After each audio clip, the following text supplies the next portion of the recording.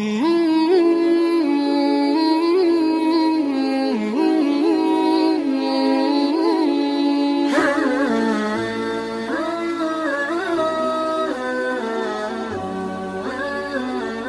ala Muhammad.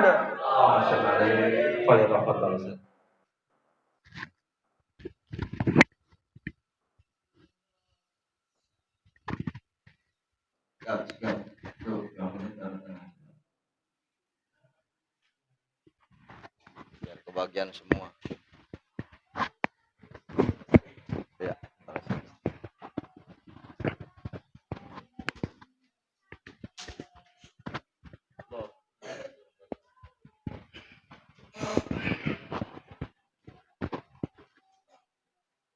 Assalamualaikum warahmatullahi wabarakatuh. Duduknya kalau bisa jangan ada yang renggang. Dempetin Pak, kemari Pak. Ya, merapat. Yang pojok rapat ke sini. Nah. Sini pengikut. Rapat pengikut. Nah, kita geser lagi. Ya, kita ulami jawab salam. Mudah-mudahan dengan kita menjawab salam mendapatkan 3 keutamaan dari Allah Subhanahu wa taala. Amin ya rabbal. Yang semangat, yang keras kita menjalankan daripada sunnahnya baginda Rasulullah sallallahu alaihi wasallam. Assalamualaikum warahmatullahi wabarakatuh.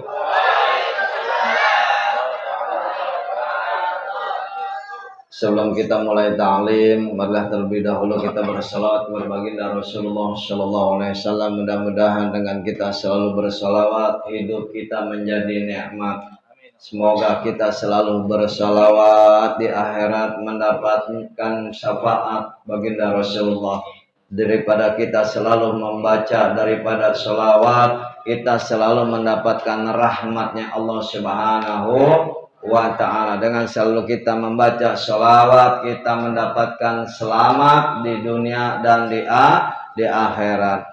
Ya Rabbi bil Mustafa balli maqasidana waghfir lana ma madha ya wasya'ala karami. Semua ya Rabbi bil Mustafa Sidana waghfir lana ma madha. Ya Allah ya subhani jud lana min nurani bil wali qalbi rabbani wali wa sya'abul qadir al jailani. Ya Rabbi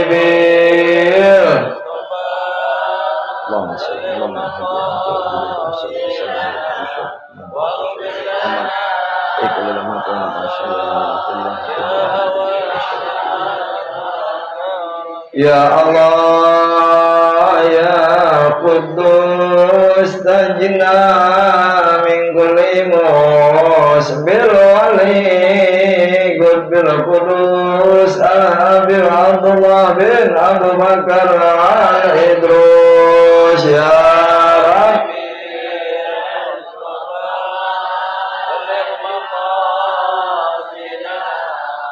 waghfir lana ma madha ya syi'ar. Ya Allah ya Hannan ya Manan ya Qadim lisan bil wali qad bil arfan al-Habib Ali bin Abu Bakar syukran. Ya Habibi balli maqasidana waghfir lana ma madha ya Allah ya Saddaq jud lana bil muhtar bil wali qad bil ahyar al Habib Umar al Muhdar. Ya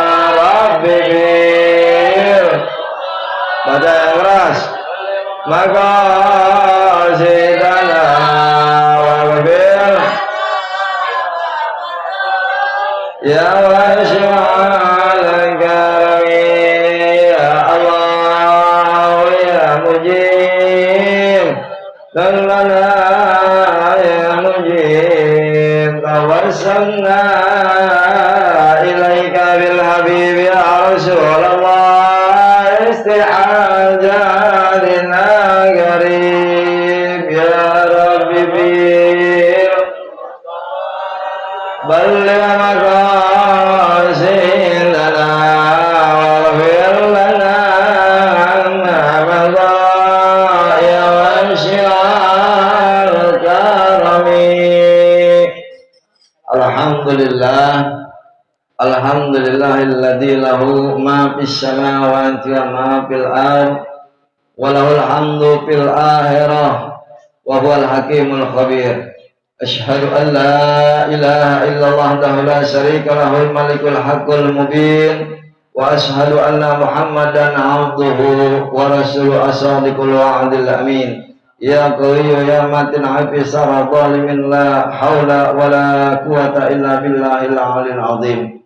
Allahumma salli wa sallim ala sayyidina wa habibina wa syafi'ina sayyidul mustafa rasulillahi Muhammad Rasulillahi Muhammad al-fatihi lima ughliqa wal khatimi lima sabaq nasyirul haqqa bil haqq wal hadi ila syiratikal mustaqim wa ala alihi haqqa qadrihi miqdaril azim.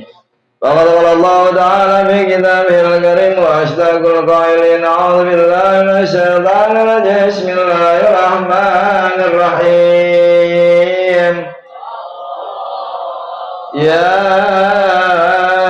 ayyuhalladzina amanu qu anfusakum wa ahlikum nara. Wa qala Nabi Muhammadin sallallahu alaihi wasallam khairun nas anfa'uhum linnas. Sadaqallahul aliyyul azim. Wa balagha rasuluna bil habibul karim wa nahnu dzalika minasyahidin wa syakirin walhamdulillahi rabbil.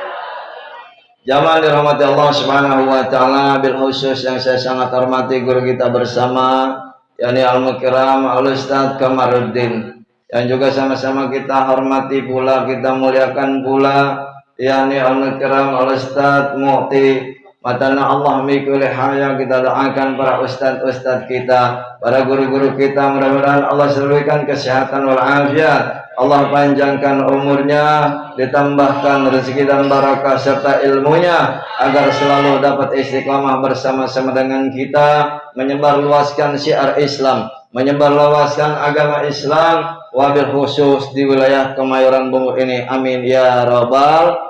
Dan juga yang saya sangat hormati para sesepuh, para orang tua, para remaja, bapak-bapak, adik-adik semuanya. Mudah-mudahan kita semua selalu dalam keadaan sehat walafiat. Amin. Allah panjangkan umur kita agar kita dapat menambah ibadah kita kepada Allah Subhanahu wa taala. Amin ya rabbal. Jamaah dirahmati Allah Subhanahu wa taala. Alhamdulillah, saat ini kita sudah memasuki daripada tanggal 11 November. Kita ingat bahwa kemarin tanggal 10 November adalah hari pahlawan. Apa hikmah daripada 10 November tersebut, hari pahlawan? Kita ambil hikmahnya bahwa kita bersyukur kepada Allah Subhanahu wa taala dengan kemerdekaan yang Allah berikan. Kemerdekaan ini bukan daripada perbuatan manusia yang dapat memerdekakan bangsa Indonesia, tetapi Allah yang mewujudkan bahwa Indonesia ini dapat merdeka. Ketika di dalam sejarah dikatakan Bung Karno, Presiden RI pertama Soekarno, ketika datang daripada tentara-tentara pasukan Inggris bersama sekutu-kutunya ingin menjajah Indonesia yang kedua kalinya, maka Soekarno bingung. Pak Karno bingung, mikir mondar-mandir. Ini apa bisa rakyat gue ngelawan nih sekutu. Ya. Dilihat persenjataannya lebih mewah, lebih canggih, lebih banyak tank, panser, pesawat, dan juga segala macam bentuk daripada senjata-senjata mereka. Sedangkan Indonesia belum punya apa-apa, bambu runcing doang. Lalu Pak Karno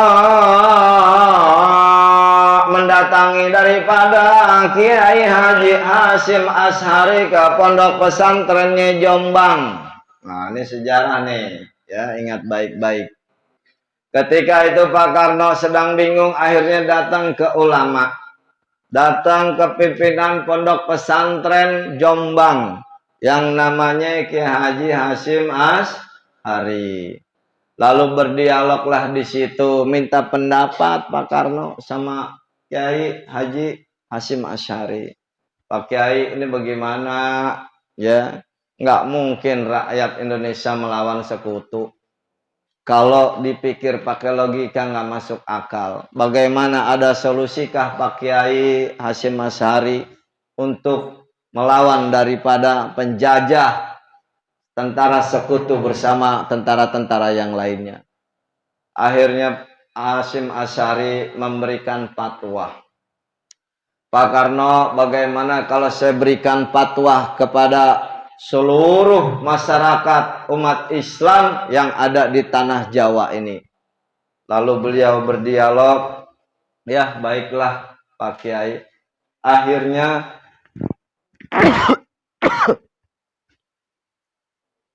dapatlah wasilah. Akhirnya dikatakan oleh Hasyim Asy'ari dengan sebutan resolusi jihad. Dengan revolusi jihad. Dia katakan di depan umat, di depan rakyat, di depan bangsa Indonesia, apabila engkau mati berperang melawan sekutu, maka engkau termasuk orang-orang jihad kepada Allah Subhanahu wa Ta'ala. Wah, bangsa Indonesia tambah kuat. Akhirnya dengan fatwa ulama Pak Kiai Hasyim Asy'ari pendiri NU, ia berkata, apabila engkau mati berperang melawan penjajah, melawan daripada sekutu-sekutu Inggris, sekutu-sekutunya, engkau mati dalam keadaan jihad. Ketika itu bangsa Indonesia berkobar-kobar semangatnya. Nggak ada lagi rasa takut untuk melawan daripada penjajah bangsa Indonesia. Akhirnya itu digerakkan seluruh rakyat Indonesia di tanah Jawa, khususnya di Madura dan Surabaya, berperanglah melawan daripada sekutu. Oleh itu cuman punya bambu runcing Indonesia, sama rampasan-rampasan daripada senjata-senjata orang-orang Jepang. Karena ketika awal orang Jepang masuk menjajah, dibom tuh Hiroshima sama sekutu, akhirnya di Jepang balik. Ah, gue ngejajah Indonesia, negara gue dibom nih. Akhirnya dibalik dulu tuh. Yang masuk akhirnya sekutu. Ketika itu berperang bangsa Indonesia dengan gigih, dengan semangat, dengan para tentara-tentaranya, dengan para pahlawan-pahlawannya, melawan sekutu Inggris. Akhirnya di perang yang pertama, tentara sekutu Inggris kehilangan jenderal satu. Satu jenderal dari Inggris mati. Akhirnya mereka mundur. Inggris berdialog dengan Pak Karno. Berdialog Pak Karno agar mengadakan gencatan senjata. Tapi ujung-ujungnya jelek nih. Emang kalau orang kafir licik. Orang kafir licik. Begitu ada dialog senjata, pengen diserahin, ujung-ujungnya jelek. Senjata semua diserahin bangsa Indonesia. Tapi suatu saat nanti kita akan tempur kembali, akan nyerang kembali, akan ngejajah kembali. Akhirnya Kiai Haji Hasyim Asy'ari marah besar Kiai NU, lalu bikin lagi teriakan dengan jihad, Allahu Akbar, jangan sampai kendur, kita lawan terus. Perang yang kedua kali di Surabaya melawan sekutu, kehilangan lagi jenderal satu. Nah, Inggris keder ini sama bangsa Indonesia. Indonesia kagak punya apa-apa, senjata juga boleh nyolong.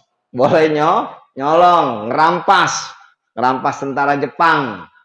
Ya. Terus sama lawan bambu runcing. Bisa matiin jenderal sekutu, coba hebat kan. Takdir Allah, kuasa Allah nggak ada yang bisa ngelawan. Ya. Kalau udah Allahu Akbar, Allah Maha Besar, yang lain kecil. Ente juga begitu. Tanamkan di jiwa kita, kalau kita udah mengucap Allahu Akbar, hilangkan semua urusan. Kita besarkan dulu Allah Subhanahu. Makanya kalau sholat, kalimat pertama di dalam takbir adalah mengucapkan kalimat Allahu Akbar. Habis niat Allahu Akbar, hilangkan semua urusan dunia, khusyuk kepada Allah. Ya, rasakan getaran daripada Allah Subhanahu wa taala dari ujung rambut sampai ujung kaki. Innamal mu'minuna alladzina idza dzukirallah wajilat qulubuhum. Sesungguhnya orang-orang yang beriman apabila disebut nama Allah maka hatinya bergetar. Nah, itu maksudnya. Jadi ketika kita sholat Allahu Akbar, nah pas barnya itu kita rasakan kehusuan sholat kita di dalam batin. Rasakan tuh dari ujung rambut sampai ujung kepala. Ya, itu. Ketika itu akhirnya tentara sekutu nyerah, kehilangan 2 jenderal. Lalu ngajak lagi dialog sama Pak Karno. Akhirnya itu sekutu mundur. Pulang kampung. Diadakan perjanjian gencatan senjata dari Pak Karno sama pihak daripada tentara sekutu Inggris. Akhirnya dia balik ke kampung tuh. Ya, itulah yang namanya hikmah daripada perjuangan para pahlawan. Pahlawan-pahlawan kita, daripada Imam Bonjol, Pangeran Diponegoro, Jenderal Sudirman, Cuk Nyadin, Cuk Ditiro, Teku Umar, semua mereka membesarkan daripada kalimat Allah. Ya. Dari tentara-tentara kita, pahlawan-pahlawan kita. Ya. Pangeran Diponegoro pakai imamah, pakai sorban, pakai gamis. Ya. Terus juga cut daripada Ditiro, Teku Umar, pahlawan-pahlawan Islam yang membela negara untuk melawan daripada penjajah, tidak kenal rasa takut. Ya, apa yang harus kita petik daripada ini semua? Semangat untuk menuntut ilmu. Sekarang udah nggak ada perang. Mau perang apa kita sekarang? Sekarang kita menghadapi perang akhlak, perang akidah daripada sekarang ini. Karena akidah kita sedang dijajah, akhlak kita sedang dijajah daripada medsos yang menjajah kita. Medsos buatan siapa? Orang kafir. Dibikin tuh online, dibikin tuh Facebook, dibikin segala macam. Biar anak-anak muda males nggak menuntut ilmu. Biar anak-anak muda males nggak mau ngaji. Biar anak-anak muda males nggak mau belajar daripada ilmu agama. Akhirnya mereka bodoh di dalam agama, yang mudah terhasut daripada fitnah-fitnah orang-orang kafir. Tuh, makanya yang kita petik daripada hari pahlawan 10 November, yakni semangat untuk menuntut ilmu. Jangan malas. Pahlawan kita udah berjuang sampai mati titik darah penghabisan. Kita generasi penerus, jangan sampai kalah semangat kita daripada pahlawan-pahlawan kita. Dengan apa? Dengan semangat maju terus untuk menuntut ilmu, kejar ilmu.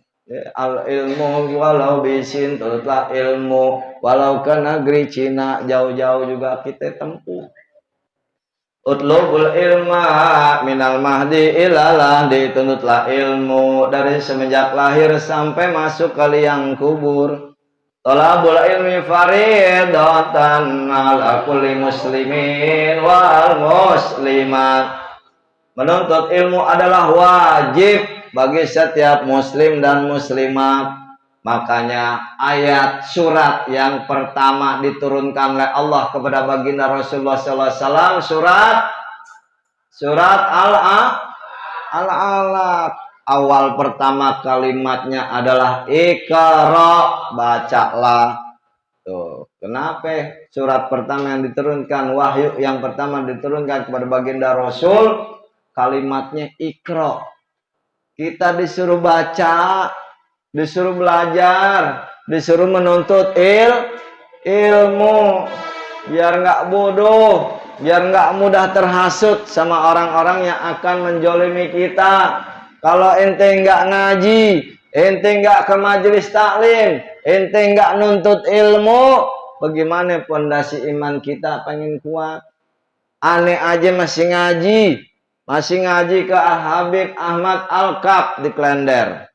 Karena apa? Kalau aneh nggak ngaji, nanti setan masuk ke hati aneh, timbul yang namanya sifat sombong. Orang udah pinter, kagak lagi mau ngaji, kagak lagi mau ngajar. Akhirnya di dalam dirinya setan masuk. Lo udah paling pinter, ngapain lo ngaji? Nah, tuh. Godaan iblis. Jangan terhasut sama godaan iblis. 10 November hari pahlawan, ya, kita doakan para pahlawan-pahlawan kita. Mudah-mudahan Allah ampunkan segala dosa-dosanya. Allah tempatkan yang semulia-mulianya. Dijadikan alam kuburnya raudhah min riyadil jannah, taman-taman surganya Allah Subhanahu wa taala. Dan juga mudah-mudahan kita semua yang menjadi generasi penerus bangsa Indonesia dapat menjalankan selalu menuntut ilmu dengan baik. Amin ya robbal alamin.